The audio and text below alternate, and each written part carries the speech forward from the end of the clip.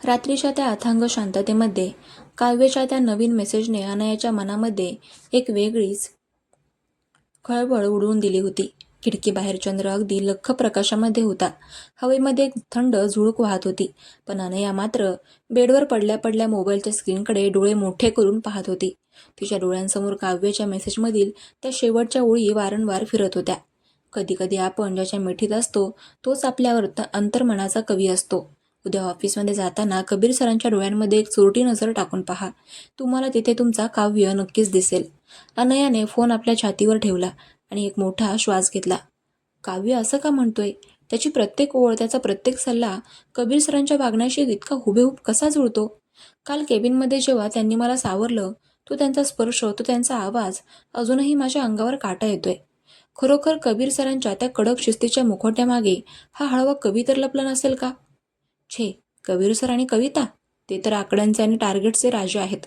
पण उद्या ते मी त्यांच्या डोळ्यांमध्ये नक्की डोकावून पाहणार. तिने स्वतःशीच एक पक्का निश्चय केला आणि ती कबीर सरांच्या त्या उबदार मिठीची आठवण काढत गाढ झोपी गेली. दुसरीकडे कबीर आपल्या आलिशान फ्लॅटच्या सोफ्यावर बसून ब्लॅक कॉफीचा कप हातात धरून होता. त्याच्या ओठांवर एक अत्यंत रोमॅन्टिक, मिश्किल आणि हुशार हसू रेंगाळत होतं. खेळ आता एका अतिशय रंजक वळणावर आला होता. अनया सत्याच्या अगदी जवळ पोहोचली होती, पण अजूनही तिच्या मनामध्ये संशयाचे धुके होते. कबीरला या नात्यातील सस्पेन्स आणि ही चोरटी ओढ अजून काही काळ अशीच टिकवून ठेवायची होती. तो स्वतःशीच म्हणाला, अनया, उद्या जेव्हा तू माझ्या डोळ्यांमध्ये तुझा काव्य शोधण्याचा प्रयत्न करशील, तेव्हा मी माझा मुखवटा किती घट्ट धरून ठेवतो हे तुला दिसेलच. खऱ्या आयुष्यामध्ये तुला माझ्या प्रेमात पूर्णपणे पाडल्याशिवाय मी हा मुखवटा उतरवणार नाही. सकाळचे 8:30 वाजले होते. ऑफिसचा फ्लोर नेहमीप्रमाणे सुरू झाला होता. अनया आज ऑफिसमध्ये येताना खूप वेगळ्या मूडमध्ये होती. आज तिने हलक्या पिवळ्या रंगाचा एक सुंदर कुर्ता आणि पांढरी प्लाझो पॅन्ट घातली होती. तिचे केस आज पाठीवर मोकळे सोडलेले होते, जे वाऱ्याच्या झुळकीने तिच्या गालावर उडत होते. डोळ्यांमध्ये तिने आज मुद्दाम थोडे जास्त गडद काजळ भरले होते, कारण आज तिला त्या डोळ्यांनी कबीर सरांच्या नजरेचा वेध घ्यायचा होता. ती आपल्या डेस्कवर बसल्याने तिने लॅपटॉप सुरू करून कामाचे नाटक करू लागली, पण तिचे डोळे सारखे ऑफिसच्या मुख्य काचेच्या दाराकडे खिळले होते. बरोबर 9 वाजता कबीरने ऑफिसमध्ये प्रवेश केला. आज त्याने पांढऱ्या शर्टवर करड्या रंगाचा कडक इस्त्री केलेला ब्लेझर आणि मॅचिंग पॅन्ट घातली होती.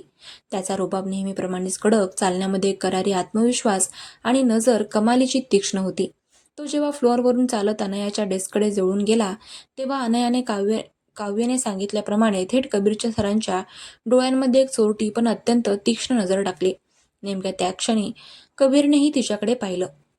दोघांच्या नजरा थेट एकमेकांना भिडल्या.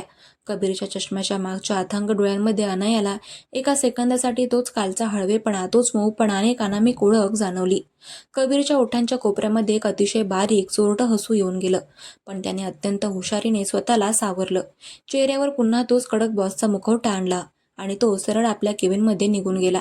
अनया जागेवरच खिळून राहिली. तिच्या हृदयाची धडधड इतकी वाढली की तिला श्वास घेणे कठीण झाले. देवा, त्या नजरेत काहीतरी होतं. तो कोरडा बॉस नक्कीच नाहीये. त्याच्या डोळ्यांमध्ये मला काव्याचे शब्द का जाणवले? तिच्या मनातील संशय आता 100% पक्का होऊ लागला होता, पण तरीही तिला ठोस पुराव्याची गरज होती. तेवढ्यात नेहमीप्रमाणे विहान हातामध्ये एक फाईल घेऊन फ्लोअरवर आला. विहानने अनयाला पाहताच तो मिश्किलपणे हसला आणि टेबलवर टेकून म्हणाला, गुड मॉर्निंग अनया. वा, आज तर तू पिवळ्या रंगामध्ये कमाल दिसतेस यार. कालच्या त्या डब्याच्या आणि मिठीच्या कार्यक्रमानंतर आज चेहऱ्यावर खूप वेगळीच लाली पसरलीये. ज्वालामुखी पूर्णपणे शांत झालाय का? अनयाने घाईघाईने कबीरच्या केबिनकडे पाहिले आणि हळू आवाजामध्ये म्हटले, विहान, प्लीज हळू बोला ना. काल काय झालं ते फक्त मलाच माहिती आहे आणि प्लीज मला चिडवू नका. विहान खळखळून हसला. अगं, मी तर फक्त कौतुक करतोय. एनिवे, आज दुपारी आपल्याला एका नवीन कॅम्पेनच्या फाईल्स आणि बजेट शीटवर काम करायचं आहे. कबीरने सांगितलंय की या फाईल्स खूप महत्त्वाच्या आहेत, सो आपल्याला केबिनमध्ये एकत्र बसावं लागेल. दुपारचे 2 वाजले होते. कबीरने इंटरकॉमवरून अनया आणि विहान दोघांनाही केबिनमध्ये बोलावलं. अनया, विहान, त्या नवीन प्रोजेक्टच्या फायनल फाईल्स घेऊन आत्ताच्या आत्ता माझ्या केबिनमध्ये या. अनयाने आपल्या हातामध्ये फाईल्स घेतल्या. तिचे हृदय पुन्हा एकदा वेगाने धडधडू लागले. ती आणि विहान कबीरच्या केबिनमध्ये गेले. कबीर आपल्या लेदर चेअरवर बसला होता. लॅपटॉपवर काहीतरी आकडेवारी पाहत होता. बसा, कबीरने शांतपणे सांगितले. दोघेही समोरच्या खुर्च्यांवर बसले. विहान, तुझ्या डिझाईनचे बजेट खूप जास्त वाढले आहे. मला यामध्ये कपात हवी आहे. आणि अनया, तुझ्या या डिझाईनला मॅच होईल असा कंटेंट अजून रेडी केला नाहीये. कबीर, अत्यंत व्यावसायिक आणि कडक आवाजामध्ये म्हणाला, सर, डिझाईनची क्वालिटी हवी असेल तर बजेट लागणारच आणि अनयाचं कंटेंट खूप भारी आहे. तुम्ही उगाचच तिच्यावर चिडताय. विहानने खट्याळपणे अनयाची बाजू घेतली. कबीरने विहानकडे एक तीक्ष्ण नजर टाकली. विहानने मुद्दाम अनयाच्या फाईलवर हात ठेवला आणि तिला काहीतरी समजावून सांगू लागला. कबीरच्या मनामध्ये पुन्हा एकदा जेलसीची लहानशी ठिणगी पडली. त्याने टेबलवर पेन आदळला. विहान, मला तुमचे हे वैयक्तिक युक्तिवाद नको आहेत. अनया, ती फाईल माझ्याकडे द्या. मी स्वतः चेक करतो कुठे चूक आहे ते. अनया उठली आणि तिने फाईल कबीरच्या हातामध्ये देण्याचा प्रयत्न केला. नेमका त्याचवेळी कबीरने ही फाईल पकडण्यासाठी हात पुढे केला आणि आणि तिथे एक अतिशय अनपेक्षित चुकून घडणारा रोमॅन्टिक प्रसंग घडला. कबीरचे मोठे कडक बोट तिच्या थेट अनयाच्या नाजूक हातावर आणि बोटांवर घट्ट बसले. दोघांचा हा थेट शारीरिक स्पर्श होता. त्या स्पर्शाने जणू काही दोघांच्याही शरीरामध्ये एक विजेचा करंट धावला. अनया जागेवरच थिजली. ती फाईल सोडायला विसरली. कबीरनेही आपला हात मागे घेतला नाही. त्याने फाईल पकडून ठेवतानाच तिच्या बोटांना हलकासा दाब दिला. कबीरची ती अथांग प्रेमाने भरलेली नजर थेट अनयाच्या डोळ्यांतील काजळामध्ये रोखली गेली. केबिनमध्ये विहान हजर होता. तरीही त्या दोघांमधील हा चोरटा गुप्त रोमांस एका सेकंदासाठी तिथेच थांबला. कबीरच्या डोळ्यांमध्ये आज एक वेगळाच हक्क आणि वेडेपणा दिसत होता. सर, फाईल, अनया अत्यंत हळू लाजरीक आवाजामध्ये म्हणाली. तिचे गाल पुन्हा एकदा लाजेने लाल झाले होते. कबीरने हलकेच फाईल आपल्याकडे घेतली आणि तिचा हात सोडला. थँक्यू अनया, तुम्ही आता बाहेर जाऊ शकता. विहान, तू थांब, मला बजेटवर बोलायचं आहे. कबीरने चष्मा नीट करत स्वतःवर नियंत्रण मिळवलं. अनया केबिन बाहेर आली. तिचे पाय जमिनीवर नव्हते. तिचे संपूर्ण शरीर त्या स्पर्शाने अजूनही शहारत होते. कबीर सरांच्या त्या बोटांचा दाब, तो स्पर्श तिला ओरडून सांगत होता की हा माणूस तिच्यावर जीवापाड प्रेम करतोय. संध्याकाळचे 6 वाजले. ऑफिस सुटायची वेळ झाली. आज बाहेर पाऊस नव्हता, पण आकाशामध्ये खूप सुंदर गुलाबी रंगाची संध्याकाळ उमटली होती. अनयाने आपली बॅग घेतली आणि ती घराच्या दिशेने निघाली. तिचे मन आज पूर्णपणे कबीर सरांच्या या चोरट्या स्पर्शाने घायाळ झाले होते. ती घरी पोहोचली, फ्रेश झाली आणि गॅलरीमध्ये येऊन चहा पीत बसली. तिच्या मनामध्ये आता तो काव्याचा मेसेज आणि कबीर सरांचे डोळे या दोन्ही गोष्टी एकत्र फिरत होत्या. तिने विचार केला की आता हा सस्पेन्स अजून ताणण्यात काही अर्थ नाही. तिला आज काव्याकडून अंतिम उत्तर हवे होते. तिने फोन काढला आणि काव्याच्या मेसेज बॉक्समध्ये जाऊन अत्यंत भावूक आणि थेट मेसेज टाईप केला.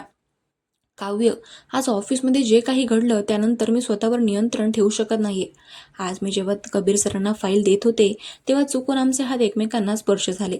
कबीर सरांनी माझ्या बोटांवर त्यांचा हात घट्ट ठेवला. काव्य, त्यांच्या या स्पर्शामध्ये, त्यांच्या या डोळ्यांमध्ये आज मला तोच हळवेपणा आणि तोच अधिकार जाणवला जो तुम्ही नेहमी मेसेजमध्ये लिहिता. काव्य, आता माझ्या मनामध्ये तीळ मात्र शंका उरलेली नाही. कबीर सरांच्या डोळ्यांमध्ये मला तुमचाच चेहरा दिसलाय. मला एक प्रामाणिकपणे सांगा, तुम्ही खरोखरच कबीर सर आहात ना? तुम्हीच माझे काव्य आहात ना? प्लीज माझ्याशी लपंडाव खेळू नका. मला आत्ताच्या आत्ता खरं सांगा काय ते. काव्य, माझं हृदय खूप वेगाने धडधडत होतंय. मला तुमच्या उत्तराची वाट पाहिजे आहे. मेसेज सेंड करून अनयाने फोन आपल्या छातीशी घट्ट धरून ठेवला. तिचे डोळे स्क्रीनकडे खिळले होते. दुसरीकडे कबीर आपल्या फ्लॅटच्या सोफ्यावर बसून विचार करत होता. आज ऑफिसमध्ये अनयाच्या हाताला झालेला तो स्पर्श त्याच्या मनाला अजूनही सुखावत होता. तेवढ्यात त्याच्या फोनवर अनया स्पार्क्सचा हा थेट मेसेज आला. कबीरने मेसेज वाचला आणि त्याचा श्वास एका क्षणासाठी रोखला गेला. अनयाने त्याला थेट पकडले होते. तिचा संशय आता पराकोटीला गेला होता. कबीर सोफ्यावरून उठला आणि गॅलरीमध्ये आला. त्याने आकाशामध्ये पाहिले. चांदण्या लखलखत होत्या. त्याला माहिती होतं की या गोष्टीचा सर्वात मोठा आणि रंजक सस्पेन्स आहे जो त्याला इतक्या लवकर उघड करायचा नव्हता.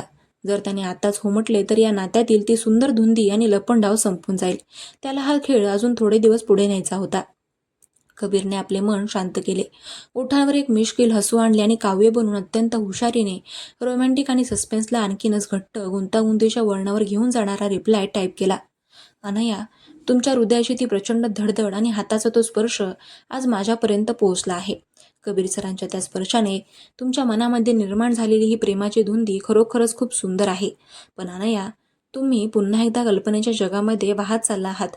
कबीर सर आणि मी तुम्हाला आधीच सांगितलं होतं ना, मी तुमच्यापासून हजारो मैल दूर एका शांत शहरामध्ये राहणारा एक साधा कवी आहे ज्याच्याकडे फक्त शब्दांची संपत्ती आहे. कबीर सर हे तुमचं वास्तव आहेत. ते तुमच्या समोरासमोर आहेत. त्यांच्या त्या स्पर्शामध्ये जे प्रेम होतं तो त्यांचा स्वतःचा हक्क होता, माझे शब्द नाही. जर तुम्हाला वाटत असेल की त्यांच्या डोळ्यांमध्ये मी आहे, तर तो केवळ तुमच्या मनाचा एक भास आहे, कारण तुम्ही खऱ्या आयुष्यामध्ये त्यांच्या प्रेमामध्ये पूर्णपणे पडला आहात. त्या वास्तवाचा स्वीकार करा अनया. कबीर सरांच्या त्या स्पर्शाला आणि प्रेमाला नाकारू नका. उद्या ऑफिसमध्ये जाताना कबीर सरांच्या केबिनमध्ये गुलाबाचं फूल ठेवून या आणि मग बघा त्यांचा तो कठोर मुखवटा कसा पूर्णपणे वितळतो ते. मी तुमच्या उद्याच्या नवीन वळणाची वाट पाहीन. मेसेज सेंड करून कबीरने पुन्हा फोन बाजूला ठेवला आणि एक मोठा समाधानाचा श्वास घेतला. खेळ आता अधिकच थरारक झाला होता. त्याने स्वतःची ओळख तर पूर्णपणे लपवून ठेवलीच, उलट तिच्या मनातील शंका दूर करत तिला खऱ्या आयुष्यात स्वतःसाठी गुलाब आणायला भाग पाडले होते.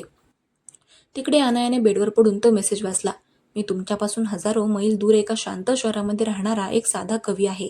हे शब्द वाचून अनयाचा तो संशय पुन्हा एकदा विरघळला. ओ, म्हणजे काव्य खरोखरच कबीर सर नाहीत तर. मी उगाचच काहीतरी विचित्र विचार करत होते. कबीर सर कवी असूच शकत नाहीत. तिने स्वतःचे डोके हलवले, पण मेसेजच्या शेवटच्या ओळीने तिच्या चेहऱ्यावर एक प्रचंड मोठे लाजरीक आणि रोमॅन्टिक हसू आणले. उद्या ऑफिसमध्ये जाताना कबीर सरांच्या केबिनमध्ये एक गुलाबाचं फूल ठेवून या. तिने मनामध्ये एक पक्का प्लॅन ठरवला की ती उद्या नक्कीच कबीर सरांसाठी लाल गुलाब घेऊन जाणार. अनया अजूनही पूर्णपणे अंधारात होती. तिला माहितीच नव्हते की तिचा ऑनलाईन कवी आणि तिचा खडूस बॉस एकच आहेत आणि कबीरने अतिशय हुशारीने या महासस्पेन्सचे जाळे आणखीनच लांबवले होते. पुढच्या भागामध्ये हा गुलाबाचा प्रसंग आणि ऑफिसमधील हा चोरटा रोमांस काय नवीन वळण घेणार हे पाहणे अधिकच रंजक ठरणार होते.